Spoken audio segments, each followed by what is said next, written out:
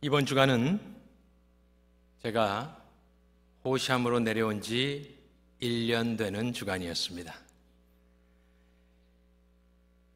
많이 익숙해져서 이제는 이쪽이 그렇게 어둡다는 생각은 안 하고 삽니다. 처음에 왔을 때 한 2달 정도 호텔에서 지내며 매일 밤마다 우리 시무 장로님들과 식사를 했던 기억이 있습니다. 저는 22년 전 이 땅에 이곳에서 결혼하고 신혼 살림을 했고 저희 아이들 셋 중에 둘이 피닉스빌에서 태어났기 때문에 굉장히 익숙한 곳입니다. 하지만 여기로 올 때 얼마나 두렵고 떨렸었는지 지난 1년 동안 하나님께서 지키시고 건강 주시고 인도하셔서 여기까지 오게 되었습니다. 또 환영해 주시고 사랑과 기도로 격려해 주신 모든 우리 영생 장로교회 교우 여러분들께도 감사를 드립니다. 그래서 저는 11월 감사의 달을 맞아 두 번째로 보통 사람들이 잘 생각하고 있지 않은 부분을 말씀드리려고 합니다. 제가 전도사 시절을 보냈던 퀸즈 장로교회 고 장영춘 목사님께서는 그 안에 신학교가 있었기 때문에 입학식, 졸업식 여러 가지 행사가 많았습니다. 그때 항상 던지던 질문이 2가지가 있었습니다. 저도 하도 많이 들어서 외운 질문인데 이전에도 말씀드렸듯이 주례를 하실 때 목사나 전도사가 요 앞에 서 있으면 세워놓고 가정이 먼저야 교회가 먼저야 이렇게 물어보십니다. 눈치 없는 사람들이 가끔 가정이요 이렇게 이야기하면 굉장히 이제 설교가 길어졌던 것을 기억합니다.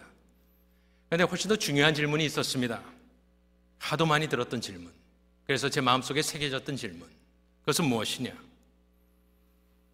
전도사나 목사를 향하여서, 특별히 목회자 후보생들을 향하여서 노회나 이런 석상에서 말씀하실 때 이봐, 목사라는 단어가 성경에 어디 나오나?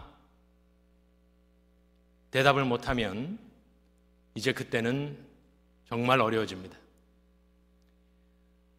목사를 하겠다는 사람이 목사라는 단어가 어디에도 나오는지 모르고 목사를 하려고 하느냐? 몇 번 꾸중 듣는 것을 제가 기억을 합니다. 그래서 저는 혼나지 않기 위해서 금방 외웠습니다. 목사라는 단어가 어디에 나오느냐? 성경에 딱 한 번 나오는데 그것은 오늘 본문에서 에베소서 4장 11절로 12절, 11절에 나옵니다. 목사와 교사로 삼으셨다. 이 목사라는 단어를 찾아보면 목사라는 단어가 아니고 목자, 양치기라는 포이맨이라는 아주 유명한 단어입니다. 하지만 지금 교회에 여러 가지 섬김의 사람들을 이야기했기 때문에 교회에 양치기를 준 건 아니지 않습니까? 그래서 이것을 목사라 번역을 합니다. 또 다른 곳에 목사라는 단어가 잘 등장하지 않는 이유는 신약 성경에서 목사와 장로와 감독이 동격이기 때문입니다. 그래서 저는 이 앞에서 목사이지만 가르치는 장로이고 우리 보통 장로님들은 치리하는 장로님들입니다. 그래서 목사, 장로, 감독은 성경적으로 이야기했을 때 동일한 사람들을 지칭하고 있습니다. 여러분들은 목사라는 단어를 들을 때 어떠한 생각이 드시나요? 목사라는 단어는 굉장히 감정을 유발시키는 단어입니다. 감정적인 단어입니다. 왜냐하면 우리들의 경험이 있기 때문입니다. 어떤 이들은 좋은 목사님을 혹은 들을 만나서 여기까지 오셨을 것이고 또 그렇지 않게 또 여러 가지 어려움을 많이 겪으신 분들도 분명히 계실 것입니다. 그러다 보면 어떠한 일이 발생하느냐? 우리는 지난 과거의 경험에 기초하여 하나의 고정관념을 갖게 됩니다. 그리고 나와 목사와의 관계를 나의 지난 경험을 통해서 규정하려는 모습들을 종종 보게 되는데, 성경적인 신앙생활은 내 경험에 거기에 갇혀 있는 것이 아니라 우리의 생각과 신앙을 성경에 맞춰가야 되는 줄로 믿습니다. 성경이 무엇라 하는가? 제가 말씀드렸다시피 저는 선교단체 출신으로서 교회는 잘 모르고 자랐습니다. 하지만 신학을 공부하다 보니 성경에서 예수께서 교회를 사랑하신다는 말을 듣고, 그때부터 교회를 외형과 상관없이 진리가 선포되는 곳이라면 사랑하게 되었습니다. 오늘은 목사에 관한 이야기를 하려고 합니다. 여러분들은 시트벨트를 좀 매셔야 합니다. 오늘 목사직의 근원이 어디서 나오느냐? 여러분들 아십니까? 목사직은 어디서 나왔습니까? 목사라는 사람은 도대체 어디서 왔습니까? 하나님의 말씀을 보니까, 오늘 본문 말씀을 보여주시면, 목사들이 온 것은 별나라가 아니고 신학교요, 교단 이런 곳이 아니라 뭐라고 나와 있습니까? 그가 삼으셨다. 그리하여 목사직의 근원은 부활하신 예수 그리스도로부터 나오는 것입니다. 교회 머리신 예수께서 신부인 교회에 예수의 품 안으로부터 당신의 지혜와 의지에서 비롯되어 그리스도의 뜻이 이 땅에 이루어진 것, 그가 목사와 교사로 삼으셨다, 개역개정에 되어 있지만 주셨다, 옛날 성경이 정확하게 표현을 하였습니다. 다시 묻겠습니다. 목사직의 근원은 어디서 나오느냐? 그가 주셨으니. 그는 사람이 아닙니다. 그는 무슨 관계기관이 아닙니다. 교단 총회장이 아닙니다. 교파가 아니고 신학자가 아닙니다. 네, 압니다. 목사님들도 죄인이니까 얼마나 문제가 많겠습니까? 하지만 성경적으로 이야기했을 때 목사라는 사람 불완전한 사람들이고 죄인들이지만, 목사를 보내시고 주신 이는 부활하신 예수 그리스도인 줄로 믿으시기 바랍니다. 예수께서 이 땅에서 세워가시는 기관은 단 하나, 교회입니다. 마태복음 16장 18절에서 내가 나의 교회, 내 교회를 세우겠다 약속하셨습니다. 사람이 세우는 것 아닙니다. 무슨 기관이 세우는 게 아닙니다. 신학교가 세워가는 것이 아닙니다. 교회의 머리신 예수께서 내가 내 교회를 세울 것이다. 그런데 어떻게 세우느냐? 동일하게 말씀하신 이께서 그가, 똑같은 이가, 그가 교회를 향하여 목사와 교사를 주심으로 복음 선포와 가르침을 통하여 진리의 기둥이자 터인 하나님의 교회를 세워가시는 것, 그것이 하나님의 계획이자 방법인 것입니다. 우리는 어디서 왔느냐? 예수 그리스도의 품으로부터 그가 교회에 주신 사람들, 그것이 바로 목사라는 사람들이요, 직분인 것입니다. 세상에는 좋은 일이 더 많습니까? 나쁜 일이 더 많습니까? 이 세상에 산다는 것은 죄악된 세상 속에서 살아간다는 것을 의미하기 때문에 보통 경험을 되돌아볼 때 우리의 일반적인 경험은 나쁜 일들이 훨씬 많이 일어납니다. 좋은 일들 많이 일어나지 않습니다. 당연한 겁니다. 그렇다면 여러분들이 살아오시면서 여기까지 왔을 때에 여러분들의 경험도 비슷할 겁니다. 하지만 다시 말씀드리지만 내 경험으로 교회를 생각해서도 또 목사의 직분을 생각해서도 안 되고, 우리는 살아계신 하나님의 말씀에 내 뜻과 생각을 맞추어가는 것, 그것이 바로 성경적인 신앙인의 모습일 것입니다. 저는 이것을 제가 하는 대로 항상 헬라 말을 비교해 본다고 말씀드렸습니다. 그래서 4장 11절을 다시 보니까 우리말 성경에는, 또 영어 성경, 대부분의 영어 성경에는 그가 주었다라고 되어 있습니다. He gave라고 되어 있습니다. 그가 주었다. 그런데 헬라 말에는 한마디가 더 있었는데, 그것은 스스로, himself라고 번역되는 영어로는 우리 한국말로는 잘 쓰지 않죠. 하지만 원문에는 이렇게 되어 있습니다. 그가 주신 것이 아니라 그 자신 스스로 목사와 교사로 주셨다. 이것이 왜 중요합니까? 제가 그것을 보고 나서 옆방으로 가서 거기 계시던 호이 목사님과 라이언 전도사님에게 잠깐 말을 하였습니다. 그냥 여러분들이 보고 있는 ESV 성경만 보고 설교하지 말아라. 항상 원문을 비교해 보아라.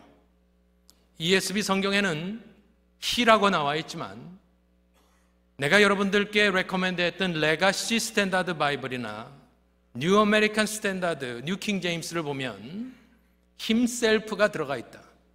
그것은 무엇을 이야기하는가? 그냥 주신 것이 아닙니다. 그 스스로 당신의 의지에 의하여, 당신의 주권에 의하여 그리스도께서 직접 그 자신이 교회의 목사와 교사를 주셨다. 강조점이 완전히 달라지는 것입니다. 왜 이런 것을 썼을까? 사도 바울이 에베소 교회를 향하여 쓴 것 아니겠습니까? 하지만 성령의 감동으로 썼기 때문에 이것은 하나님의 말씀입니다. 그런데 그냥 그가 주었다 쓰지 않고 그 자신 스스로라는 단어를 집어넣었을 때는 성령의 감동이 들어가 있는데, 초대교회 때라고 문제가 없었겠습니까? 불완전한 인생이 교회를 목양할 때 언제 어디나 동서고금을 막론하고 문제는 있는 것입니다. 하지만 그리스도께서는 내가 스스로 목사와 교사를 교회에 주었다는 것을 강조하심으로 말미암아 불완전한 인간을 보지 말고 그를 보낸 나의 뜻을 기억하라 말씀하고 계시는 것이 분명합니다. 교회는 주식회사가 아닙니다. 주식회사는 지분을 갖고 있는 사람만큼 권력이 생깁니다. 교회는 저와 여러분은 한 것이 없습니다. 대주주는 한 명인데 그것은 예수님입니다. 자기 혼자 피값을 냈기 때문에 저와 여러분은 지분이 없습니다. 이것은 마치 삼위일체 패밀리 비즈니스와 같습니다. 퍼블릭 컴퍼니가 아닙니다. 모든 것을 지불하신 예수 그리스도께서 지혜롭지 않겠습니까? 그가 스스로 지혜인데 우매한 가운데 결정을 했겠습니까? 아니죠. 그 자신이 스스로 교회에 목사와 교사를 주셨을 때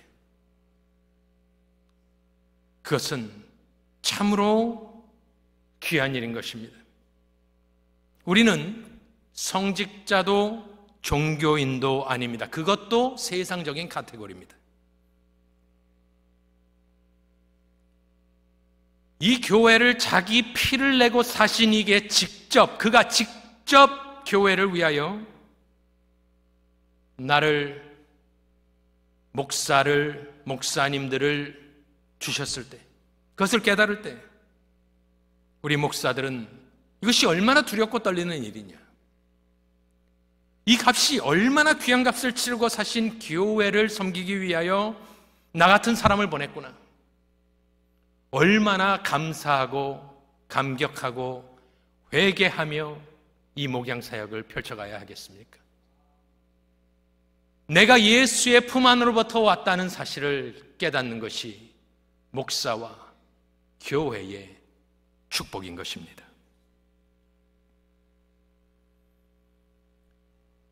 제가 목사에 관한 이야기를 해야 되기 때문에 조금 고민을 했었습니다마는 수요일이 지나면서 그냥 이 설교를 하기로 했습니다. 여러 가지 이유가 있었습니다마는 그 중에 한 이유는 제가 몇 해 전에 들었던 미국 목사님들이 하던 대화, 팟캐스트를 들었을 때 그 목사님들이 하던 대화가 지난 몇 년 동안 제 머릿속을 맴돌고 있기 때문에 저는 이 말씀을 해드리면서 여러분들이 이것을 꼭 평생 기억하실 수 있기를 바라는 마음이 좀 있었습니다. 그들이 하는 말을 듣고 나서 저도 가지고 있던 목사관이 바뀌게 되었기 때문입니다. 다시 말씀드리지만 목사, 참 감정적인 단어입니다. 하지만 성경적으로 이야기했을 때 무엇이냐? 여러분들 이제 시트벨트를 지금 매셔야 합니다. 그것은 무엇이냐? 목사는 하나님의 선물이다 라는 말입니다. 표정들이 안 좋으신데 아무도 온절하는 분은 없고 충격적인 말이죠. 그 목사님들이 이야기를 하는데 계속 그런 말을 했습니다. 목사라는 그 직분, 목사라는 사람들은 하나님께서 교회에 주신 선물이다. 제가 제 자신을 높이거나 듣기 좋으라고 내 자신을 위로하고자 하는 말씀은 전혀 아닙니다. 하나님이 아시지 여러분들 알 수가 없고. 그래서 오늘 저는 설교를 준비하면서 목사라는 단어 여기밖에 나오지 않기 때문에 과연 그러한가, 내가 한번 설교를 작성하며 공부해보자라는 마음이 굉장히 컸습니다. 그런데 목사가 하나님이 주신 선물이라는 개념은 저는 잘하면서 듣지를 못했습니다.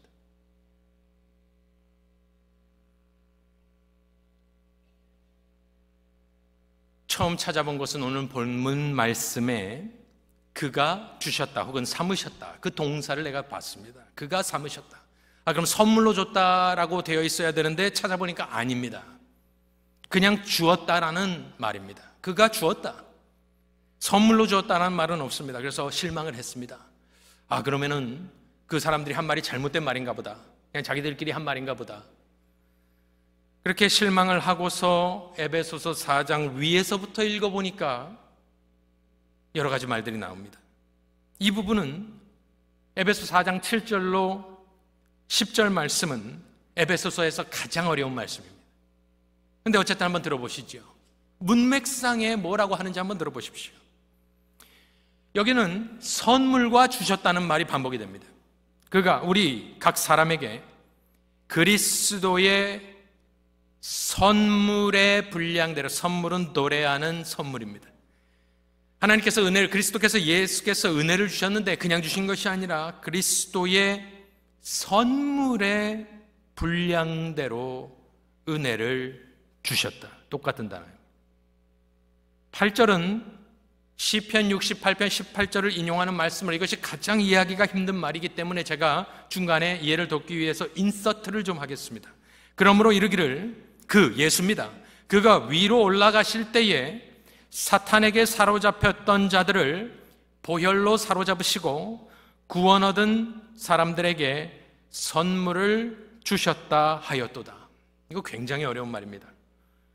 시편을 인용하면서 사도 바울이 말을 이렇게 각색을 하는 거거든요.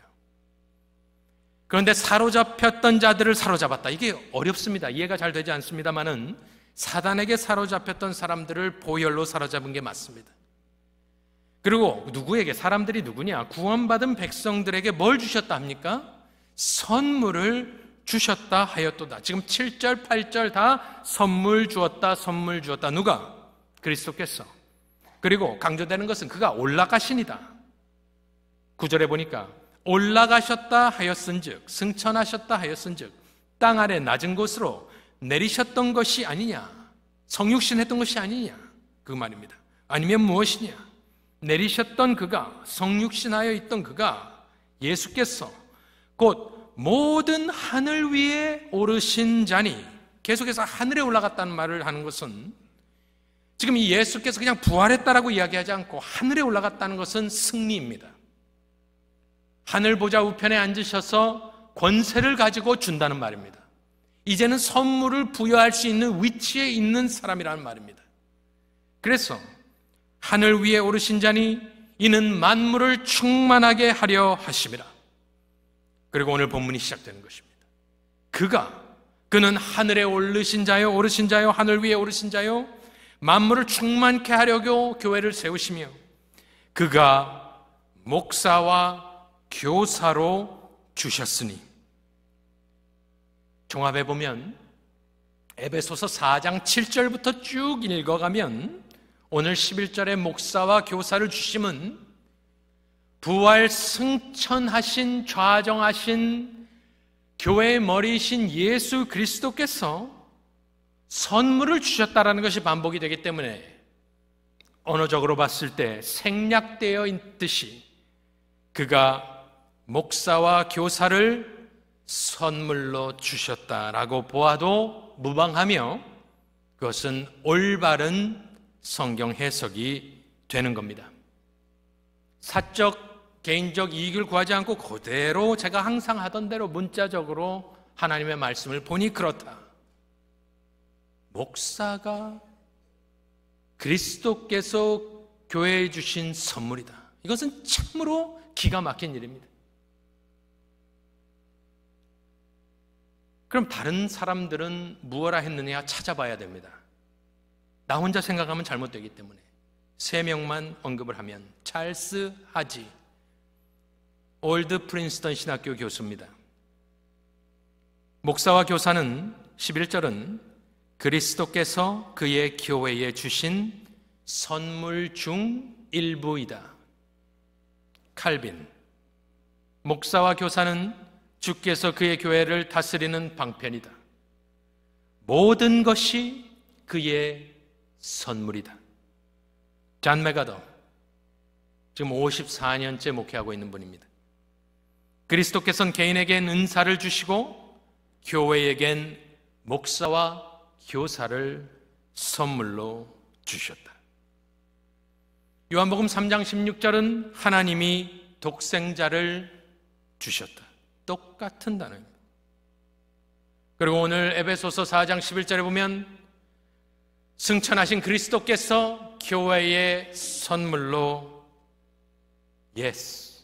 문제 많은, 죄 많은, 불완전한, 하지만 구원받은, 하지만 부르신, 하지만 보내신 목사와 교사를 선물로 주셨다.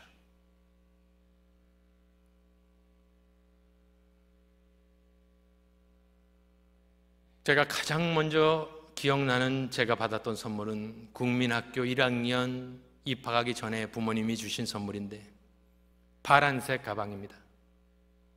그런데 그 가방에는 그 옛날 80년도 초에 이 가방 손잡이에 온도계가 붙어 있었습니다. 그 옛날 시절. 그것이 기억이 납니다. 그리고 또 기억나는 선물이 뭐가 있는가?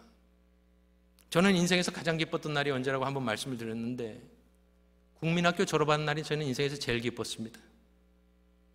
꼬마의 나이에도 6년 동안 학교를 다니는 건 너무 길었어요. 정말 저는 그 국민학교 졸업할 때 초등학교를 하지만 가장 기뻤습니다. 그때 우리 작은아버지께서 선물로 시계를 하나 주셨는데 예수님 얼굴이 있는 금색 시계였습니다. 그래서 저는 미국 오기 전까지 그것을 쳤었던 기억이 있습니다. 여러분들 선물을 가만히 생각해 보십시오.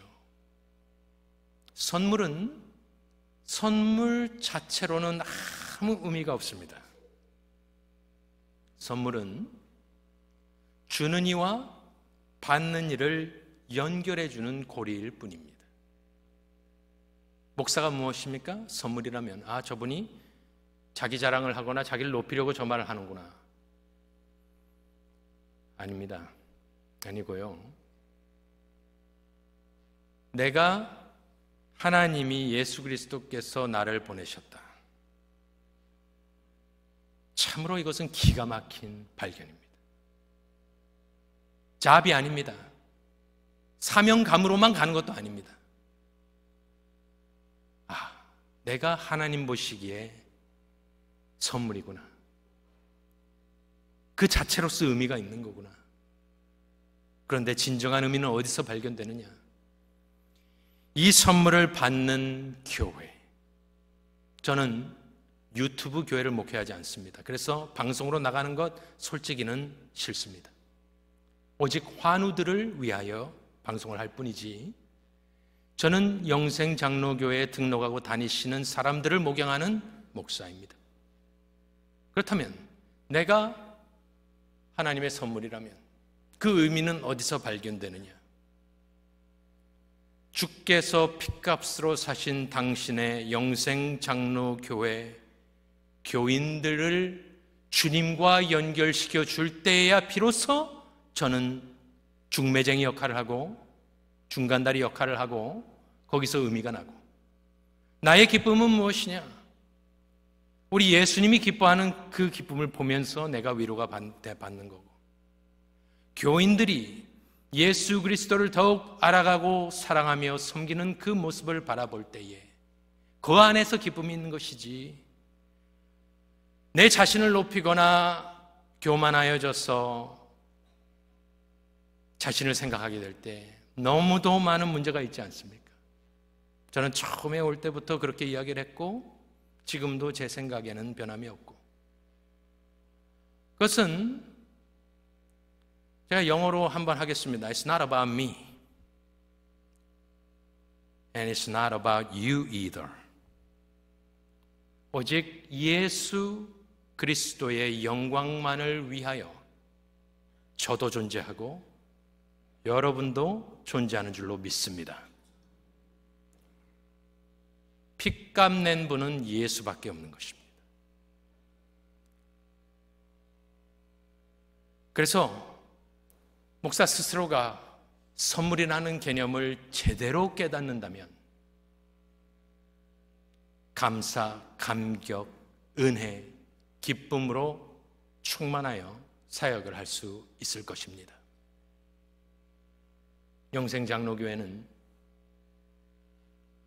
일대 이용걸 목사님, 귀한 목사님을 모셨습니다.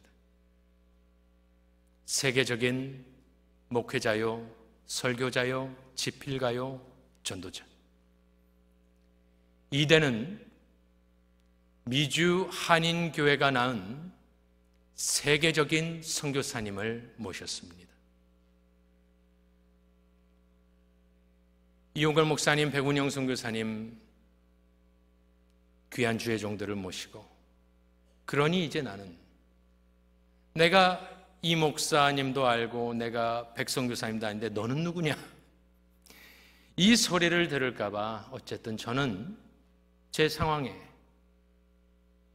또 주신 은혜대로 그냥 최선을 다할 뿐입니다. 마지막으로 왜 목사와 교사가 선물일까? 지금은 사도시대가 아니고 선지자 시대도 아닙니다. 그래서 남은 교회 복음 전하는 자, 목사, 교사입니다. 왜 목사와 교사가 선물일까요? 11절을 가만히 보면 공통점이 있는데 이 사람들은 다 하나님의 말씀을 맡은 자라는 사람. 사도, 선지자, 복음 전하는 자, 목사, 교사의 공통점은 단 하나, 말씀을 선포했던 사람들입니다. 그들이 하는 일은 무엇이냐? 성도를 온전케 하며 봉사일을 하게 하며 그리스도의 몸을 세우게 하려고. 어떻게 그것을 세워가느냐? 말씀 선포와 가르침으로 세워가는 것입니다. 그러면 은혜 받은 성도들이 자발적으로 사역에 동참하며 저 일을 하라고 부르셨는데 그 도구는 하나님의 말씀 아니겠습니까? 그래서 저는 왜 목사와 교사가 선물인지 다시 한번 칼빈의 입을 빌어 말하고 마치도록 하겠습니다. 제가 이렇게 설교를 준비해 놓고 칼빈의 에베소 설교가 또 있길래 설마 여기서도 무슨 심오한 말을 했을까? 설마, 아무 기대 없이 다시 그의 설교를 읽어보았습니다. 저는 좀 놀랐습니다. 그는 개혁가로서 우리 장로교회 신학과 정체성의 모태가 되는 아주 중요한 사람입니다. 죄가 없는 건 아니죠. 문제가 있는 사람이었습니다. 하지만 그가 그분은 세컨 제너레이션 리포머입니다. 퍼스트 제너레이션은 루터와 멜랑크톤 뭐 여러 가지 사람들이 있습니다만은 이 사람은 좀 더 나이가 어려서 2세대 개혁가입니다. 하지만 혼란한 시대를 살았습니다. 그러니 그가 이야기하는 목사의 직분은 참으로 값진 겁니다. 그 가톨릭이 잡고 있던 세대에서 개혁을 일으킬 때 그의 목사관은 무엇이었는가 참고해 볼 필요가 있습니다. 그가 하는 말씀 한번 들어보시죠. 왜 목사와 교사가 중요한지 이렇게 이야기를 합니다.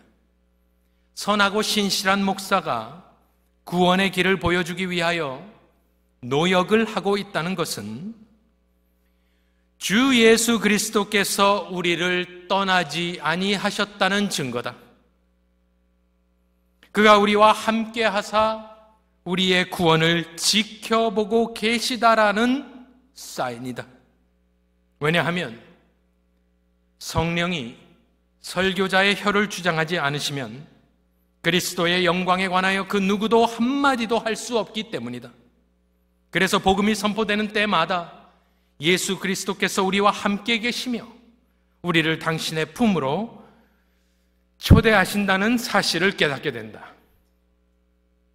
그렇게 성경이 풀이되고 적용되면 하나님의 영이 우리와 함께 하심을 알 수 있다.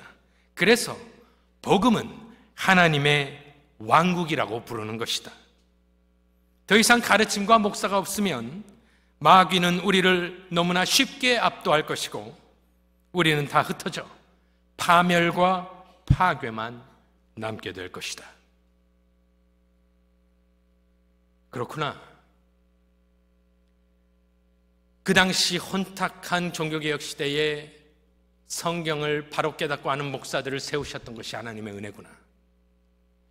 하나님의 교회는 그들의 설교를 통하여 복음 전도를 통하여 세워졌구나. 칼빈이 신실하게 하나님의 말씀을 전하고 있는 목사가 있다는 것이 하나님이 우리와 함께 하신다는 증거다. 이거 얼마나 위로가 되는 말입니까? 구원의 길을 열어주는 것, 보여주는 것, 하나님이 그렇게 작정하시고 제도를 만드셨기 때문에, 그래서 교회도 그렇고 직분도 그렇고 하나님이 만드셨으면 지켜야 되는 겁니다. 요즘은 직분도 없애고 다 형제 자매로 부르고 뭐 이것도 없애고, 그건 인본주의죠.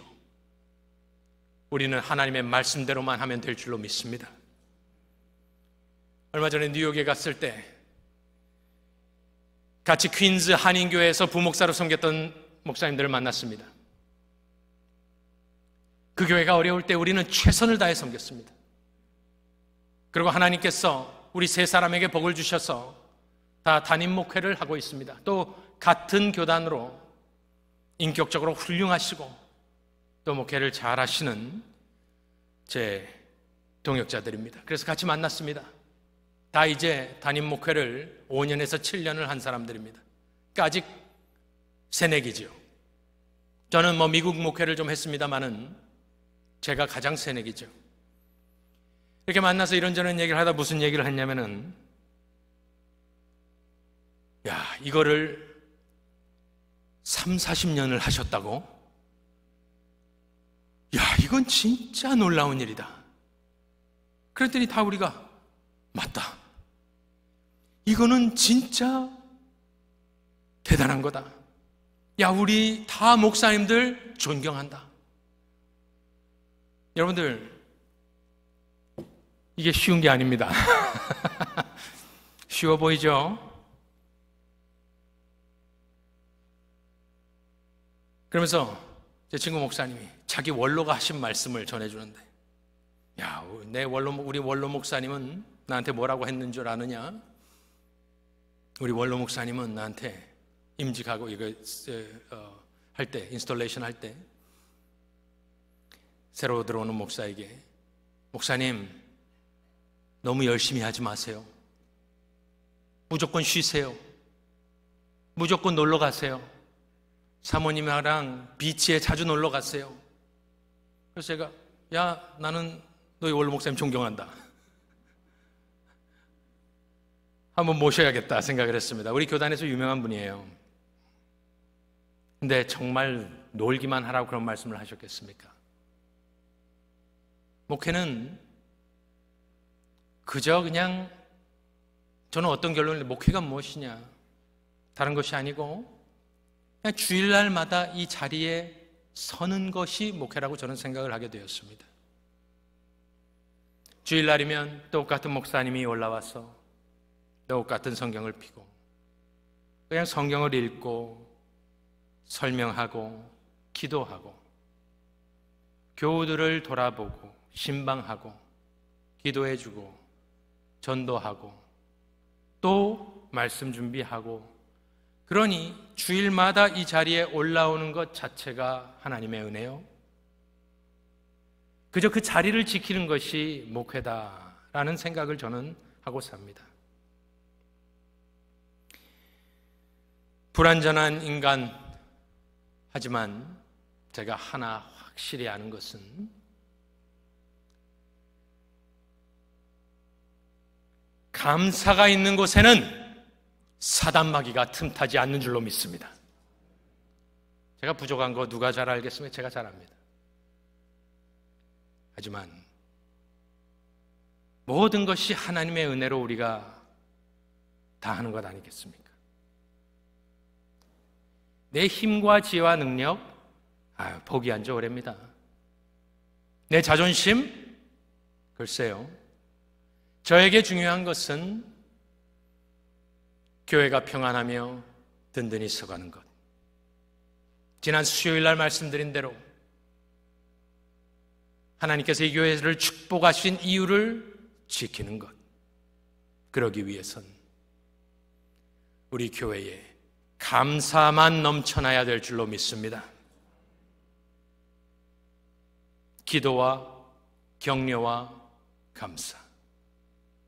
기도와 격려와 감사. 모든 이들이 서로를 향하여, 직분자들을 향하여 오직 기도와 격려와 감사만 있을 때에 사단마귀는 틈틈이 우리를 노리지만 그가 비집고 들어올 수 있는 공간은 없을 것입니다. 하나님께서 지난 1년 동안 저를 지키시고 인도하신 것에 감사하고, 여러분들 또 많이 참아주시고 인내로 해주셔서 감사하고, 앞으로도 그래야 되지 않겠습니까? 서로 허물을 덮어주며 기도와 격려와 감사로 함께 나아가는 복된 영생 장로교회 되시기를 간절히 축원합니다.